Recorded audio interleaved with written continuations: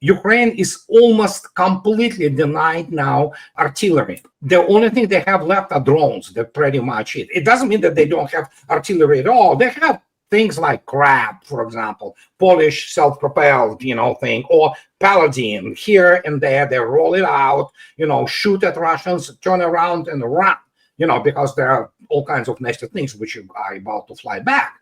But the problem is, they simply run out of men. And when I talk about mobilization, did you see how this mobilization is going in Ukraine?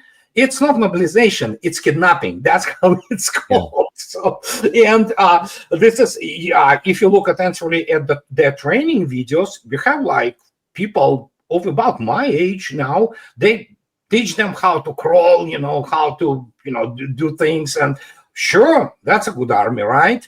So, and if they begin to admit it, who cares? The problem is for them, of course, the lack of the resource. And even when they had reserves, everybody knew what they were doing, essentially.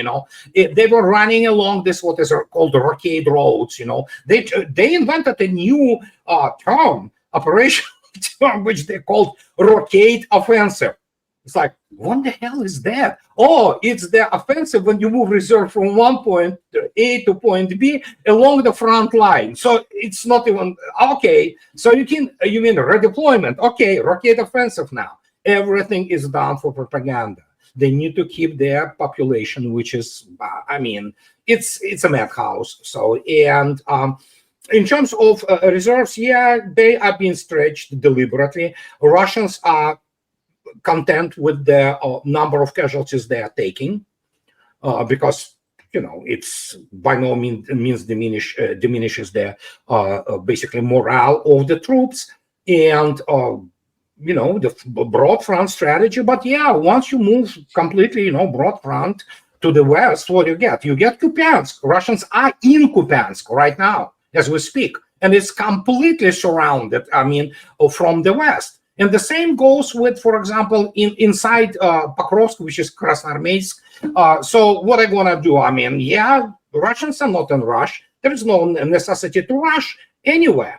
And and these are probably 3-4 days, old maps, because obviously they do not reflect a real situation. It's very difficult to really know the actual position and actual state of their affairs, so to speak. But yes, that's about it. They are in Kupiansk, and Kupiansk will also fall. But again, Russians are not in PR victories. They are there to kill enemy. Simple as that. And so that's at the operational level, which obviously has an impact at the actual tactical level. Now let's look at the strategic level, because Russia seems to be on a much, much better footing there, even than they are on the operational level, as Colonel Larry Wilkerson recently explained. We're looking at a complete realignment of power in the world. And this summit was a manifestation of that. Not only was it China and Russia, but it was Modi and India too. We're talking about 2+ billion people. We're talking about a third of the freaking world is now aligned forcibly and powerfully against the American empire and against its vassals in Western Europe. And what is the significance of that? Where can that go? Oh, it's colossal. It's colossal. Larry I admire Larry. I applaud him. We know each other kind of. So, he's absolutely correct. And the only thing which is he mistaking is not more than 2 billion. It's way more than 3 billion, because actually a population of India is in excess of 1.5 billion right now, and Chinese have 1.5 billion. So throw in another 160 million of Russians. Okay, so then suddenly it's more than 40% just these three of population. Granted, Russia is much smaller population-wise than China or India, but it's completely realignment.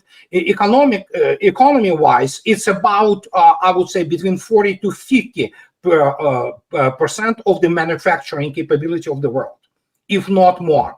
Wow. Manufacturing, and I'm just to give you example. Do not show anybody from the U.S. commercial, basically marine. Well, they know, many of them know, and the size of Chinese shipbuilding, it's not just monsters, it's incomprehensible in its scale. It's so gigantic, okay? So, and you begin to have those things, and many people do not understand that Rosneft, Russia's main producer of oil, they have their refineries in India. They own them, but obviously to the benefit of India. Indian engineers, Indian personnel works there. This refineries also prove a great, profit for, government of Modi and India as a whole. So, yeah. And then, of course, this little teeny weeny thing, I'm being facetious, of course. The Shanghai Cooperation Organization Bank is ready. It's completely independent, financial system in the world. And that's pretty much it for dollar. So it's already in place. So they're gonna be launching now, probably already launching all kinds of the segments of it until it completely launches this whole system. It's trade in yuan, rubles, rupees, what have you, with the international currencies, and that's it. You say those things like it's. I don't know, self-evidently true, which kind of seems like it should be, but apparently it's not universally recognized, because this past weekend we had Scott Bessent, the Treasury Secretary, who actually went on U.S. television and straight up said that all we have to do is to get together with the Europeans, and then we can destroy the Russian economy and bring it to its knees, which I don't know how he proposes this would work when all the other ones didn't. But all they have to do, he says, is get India and China to turn against Russia, and then bam, Russia's going to be brought to its knees. Well, Sergei Lavrov had an answer for that. It is a demonstration that three great powers, representing three great civilizations, are aware of the commonality of their interests in a number of areas. This does not mean that everything coincides 100%. But there are clear tendencies for China, Russia, and India to develop their partnership, deriving mutual benefit from the areas where we have the same interest. And these interests lie in the development of the economy, in solving social problems, and in improving the well-being of the population. All this perfectly fits into the overall concept of the RIC trio, which was predicted back in the mid-1990s by Yevgeny Maximovich Primakov. Since then, it has taken shape, and numerous meetings have taken place. At present, we are preparing the next format of the trio, first at the level of foreign ministers. I am sure that later we will also think about a special summit. So things seem to be evolving and developing, not static at all. And I just want to ask you a specific question. Has the United States, has Trump specific levying a 50% tariff on India to try to force them not to buy Russian oil, has obviously pushed them more in the direction of Russia and China. And in fact, Gary was showing a minute ago that image there where they were walking hand in hand and has these huge smiles on their face. Is that a permanent situation where now India said, all right, I'm just going to go in their sphere, or could it possibly wobble back in between with India? Well, Mr. Bessent and Mr. Navarro, who are big honchos for economy, none of them knows what economy is, are the kind of people who believe that you take electricity from the outlet socket on the wall, So, and that's pretty much what those people understand about real economy. They do not understand that we live not in 1895, but it's 2025, and energy decides everything. India, if it wants to evolve into genuine superpower and solve the pretty significant, let's put it this way, social and economic problems for a majority of its population, it will need energy. United States cannot provide it. Europe is barren. Europe has nothing. It's pauper, bunch of pauper states. They don't have resources at all. So what are you gonna do strategically? Of course, you go to people who have energy and they say, here it is. And we proved that, let alone, listen, you have to keep in mind that also the Soviet Union and India had a wonderful relation starting from 1960s. It has been always like that. Indian armed forces, half of it is equipped by Russians, So it's like, it was strategic partnership always. There is a friendly relations between Russian and Indian people. And so, yeah, I mean, you need energy. Russia sits on the more than a third of the world resources, and it provides a colossal number of energy for export, be that oil, be that electricity through the grid, be whatever, gas, so, and nuclear, of course, yeah. So what can I say? It seems totally natural that Mr. Modi knows where the real actually issue is, and why India wants to, which is many people do not understand. Lavrov, however, stated this term, civilizations. Those are not just countries. Those are civilizations. There are three separate civilizations. As somebody rephrased correctly, the late John McCain, who was a complete dumbass. But they rephrased his phrase wonderfully. Russia is a civilization masquerading as a country.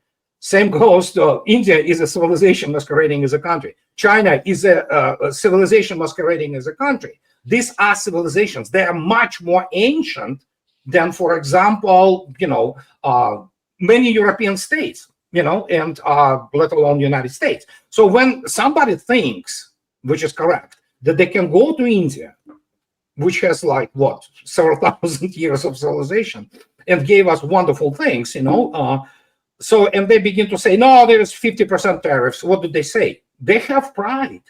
You know what? They have national pride and history to bear. The thing evidently is not comprehensible for Mr. Trump and his administration.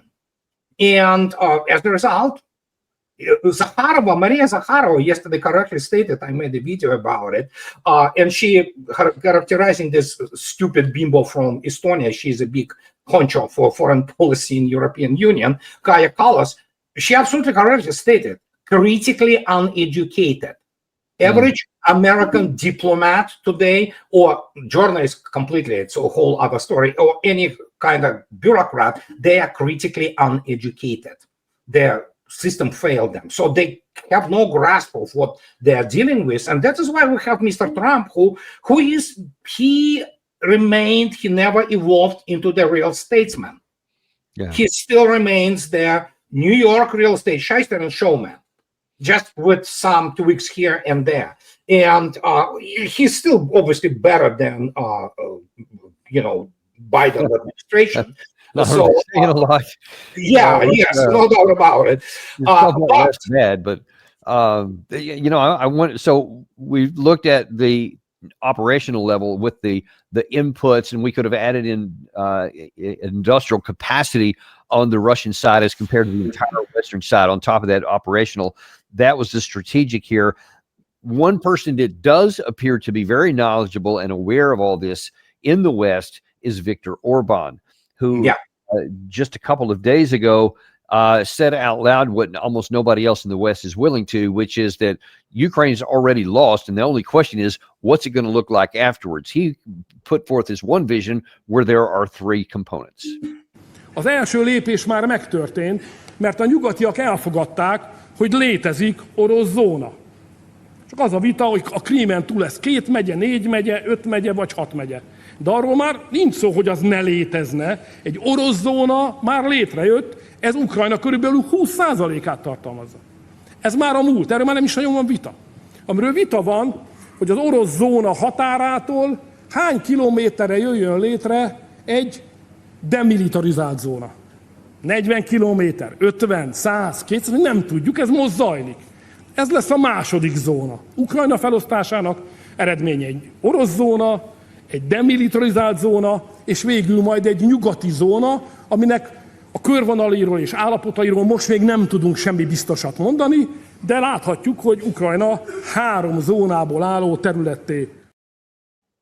So whether you agree all with the zones and all that kind of thing is separate, that's something to be determined. But he's certainly accurately pointed out that present tense is that there's already a Russian zone, which obviously could go a lot longer depending on how the conflict ends up getting resolved, etc. But this just shows that there is, and he exposes really that there is no other rational path to do anything except for expand the zones that could be in the demilitarized zone, which Russia says is part of their objectives, and the outright Russian zone. How do you see it? Well, more or less, he is kind of in the ballpark. Let's put it this way. He was obviously not very precise in his definitions. There is no doubt that it's already kind of, you can sense it, and it was pretty much evident from the beginning that Russians wouldn't mind at some point of time when everything said and done, that Poland, in fact, these Russians keep fingers crossed that Poland takes the part of the Volhynia, which was obviously was part of Poland, a long time ago. And please let them deal with Banderites and all that. So let's Poles, have issues with that. Obviously, there is a significant Hungarian minority also in the West, and I don't think Russians will have anything against them essentially reunifying, eventually with their motherland, essentially, which is Hungary, especially since the Hungarian minority there was actually subjected to all kinds of nasty things, including, threats. They desecrated their churches, all Hungarian churches, so in Ukraine, and things of this nature. And then, of course, there is the issue of Bukovina, where the significant Romanian diaspora lives. So the Russians don't care about that much. Well, Russians care about, obviously, that essentially their process, political process, as Vladimir Putin stated, we're going to do it either way. If not this way, then we'll do it this way. But the political process will be launched that eventually will lead to the essentially disintegration or whatever will be left of Ukraine, and what historical Malorussia becoming the part of Russia. And historical Malorussia is obviously Odessa, Nikolaev, this is Catherine the Great who essentially established it, So, but Orban in general, he is correct. Yes. So and what's going to determine a lot of that? One of our guests just had that up on the screen. You may have seen, like the Istanbul agreements, or that was nearly agreed to. Well, anything that's been talked about so far is only 2 zones, not 3. One is just a demilitarized zone, period, and denazified, is according to the Russian view, and then the other one is going to be Novorossiya, or whatever they have annexed, however far that ends up being. A lot of that's going to be dependent on how things go in the near future with negotiations. Will there be negotiations? Will the West finally accede to reality and come to a negotiated settlement that they basically would probably have to bring Ukraine kicking and screaming into, or do they just let it go and then Russia will eventually take whatever it wants on the battlefield and there won't be negotiations? That seems to have taken a bit of a hit in terms of negotiations itself from the Russian side, in terms of, can they trust having negotiations with the West? That was brought into even more negative relief today by events that happened in the Middle East, and I'll explain why in a minute. So Israel today, in the midst of negotiations with Hamas to try to find a ceasefire, to try to release their hostages, attempted to assassinate the Hamas negotiators in Qatar, in another country. And this is not the first time this has happened. According to reports I had just before we came on here, it's still fluid, but apparently many of the targets survived. One of the sons of one of the Hamas people was killed, and a Qatari official was killed, etc. But this comes in the context where the United States was actively saying we want a negotiated settlement. Steve Witkoff was involved. Obviously, he has a lot to do with the Russian negotiations. So in the light of what happened there, and then when you back up a little bit further and say, okay, the West was obviously duplicitous with its attempted Minsk Accord agreement. You have the implications of negotiations we've had with Russia, like the U.S. With the withdrawing from the INF Treaty in Trump's first term, or Trump getting out of the JCPOA with Iran. We were negotiating with Iran in this summer when we were saying we're trying to find a way out, and then in the midst of that, Israel attacked, and then we attacked while we had diplomats in the field trying to figure some stuff out. So the question is, can Russia trust anybody in the West to have a negotiated settlement where they don't physically take control on the ground? No, Russians don't. First, let's be very clear here. Russians don't. They are on record that you cannot trust. The fact is, the term недоговороспособный, which is mean non-agreement capable, is circulating since with the United States since pretty much Obama administration. So it doesn't matter what you sign; it's not worth the paper you sign it on. But we should not forget famous Al Capone principle that with the kind word and a gun, you can get much further than with the kind word alone. And Russians have a gun, big one. And that's where it all happens, as I always say, and many people say. The only thing which decides everything is what is happening on the battlefield. And after 2023, it was what I say, the arrangement phase. You kind of dial this pain dial slowly, you know. So, and now it's really getting to 11 soon, you know. And if people do not understand, as correctly Putin stated, it's, if not this way, well, don't do it militarily. It doesn't matter. Russia can do it both ways. But it's obviously Russians are keenly aware. I want to stress it. It's not some kind of, oh, some guy said something like Kirill Dmitriev. He is obviously was appointment because, you know what, his friendship with Witkov, you know, they worked together in the United States and things like that. But Kirill Dmitriev, why definitely important figure in financial world of Russia, being the chairman of the Russian Independent Development Fund, he's definitely not the top level official. Okay, so he was given the same pretty much, you know, recourse as, you know, Witkov. But obviously the guys who decide things, they know what they're dealing and who they're dealing with. They have no, and again, Russians have very good foreign intelligence service called SVR.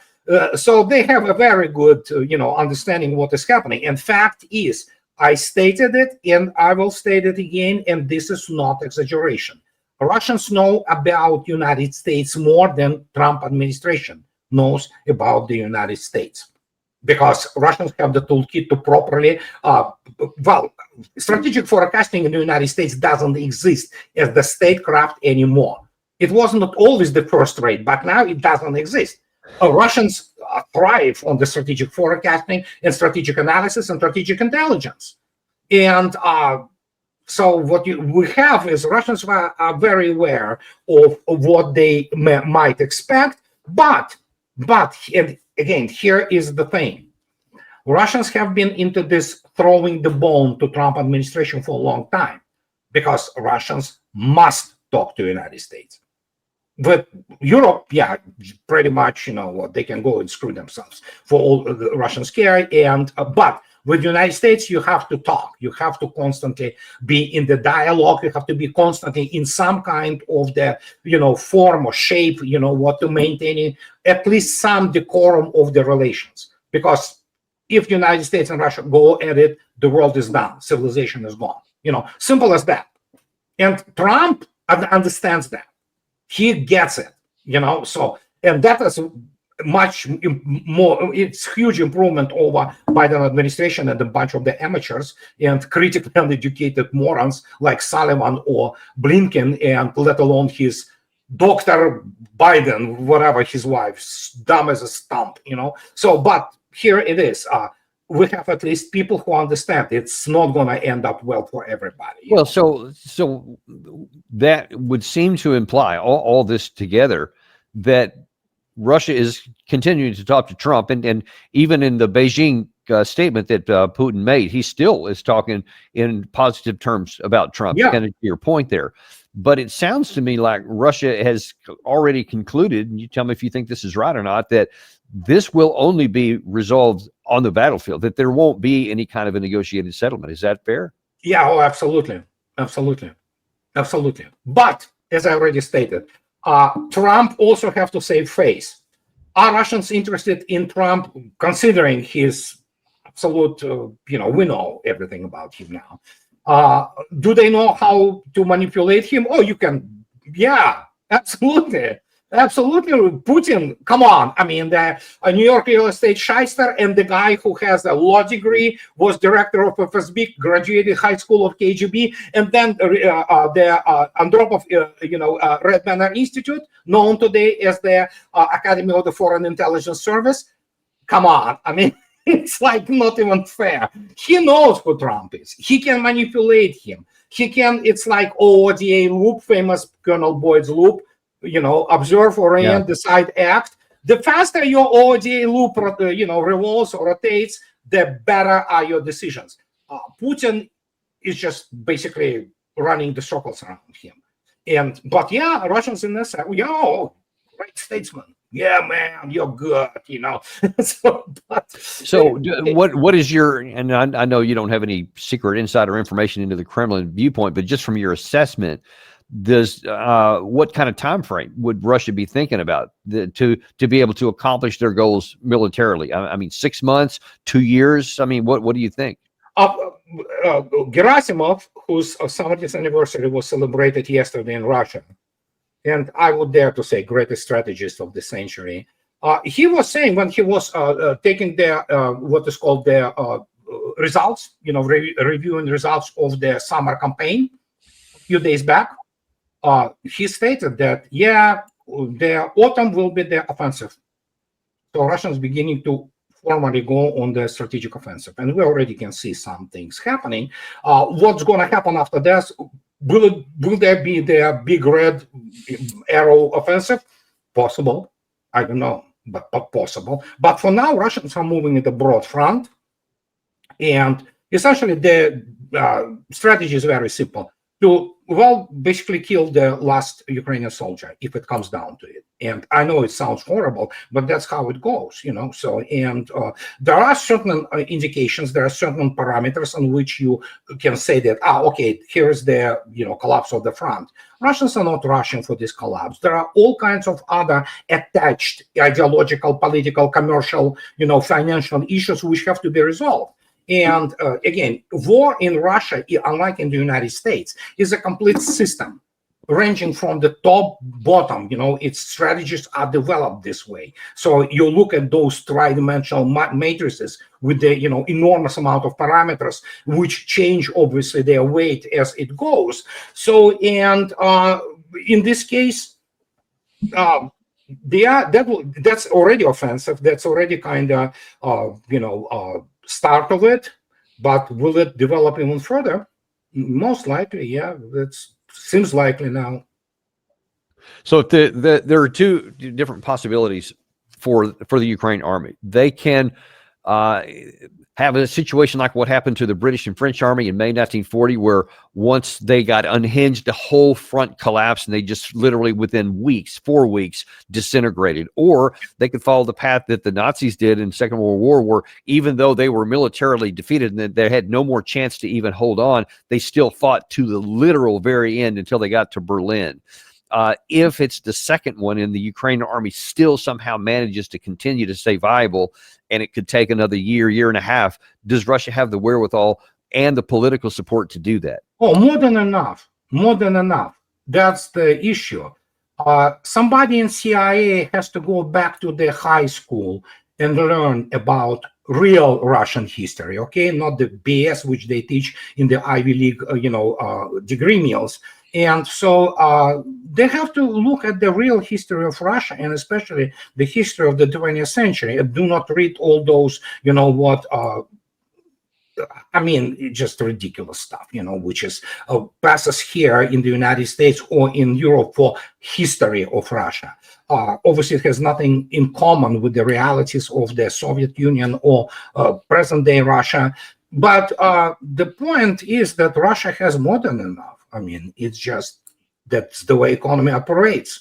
And again, many people do not even recognize that fully Russian Sukhoi Superjet just flew. MS-21 is fully Russian narrow-body aircraft. And things of this nature happening all over the place. The Navy is being built. It's like, how do they do this? Well, you cannot explain to them how real economy works, because the only thing they know is Wall Street. They don't know anything beyond that. They really think that Russians have this joke, very famous joke. But look at the capitalization of Apple. Okay, sure, it's like a joke, like, what do they produce? What does Apple produce in the United States? Nothing. Zilch. Everything is produced in China or Southeastern Asia, period. It's like you cannot explain to imbeciles that, guys, what's in it for the United States? What's in it for the average American, this blue-collar guy who has to go and get a job and, make a decent living, that he can buy things, develop economy, get his kids into decent schools and things like that. They do not comprehend. Well, and in fact, in the last, I know we don't have much time left here, but in the last bit we have, speaking of manufacturing things, the air war has really picked up. Gary had that image up there a second ago that showed the increase in the amount of air strikes and air vehicles going into Ukraine from the Russian side. The last one being 810 a couple of days ago. There are reports that Russia now has production of the Garens by itself of over 1,000 per day, and apparently they're heading up to even more per that, which would seem to imply that we have a lot more of these kinds of days coming. How do you see the air war developing? Yeah, along the same lines. You're absolutely correct. That ramping up and until they collapse. If not, well, who knows? Putin may end up in Kiev. Okay. So well, there's that. We'll have to leave it there for now. But really appreciate you coming on and providing this this metal on metal recognition of what's actually going on the ground, especially what the view is, how the Russians view things. I think it's really helpful to our audience to understand the Russian mentality, which is very different from ours, and we'll see how that works out over time. Thank you so much for coming on today, Andrei. Really appreciate it. My pleasure. Anytime. Bye-bye. And we appreciate you guys too. Be sure and like and subscribe if you haven't done that on the way out, and we'll look forward to seeing you on the next episode of the Daniel Davis Deep Dive.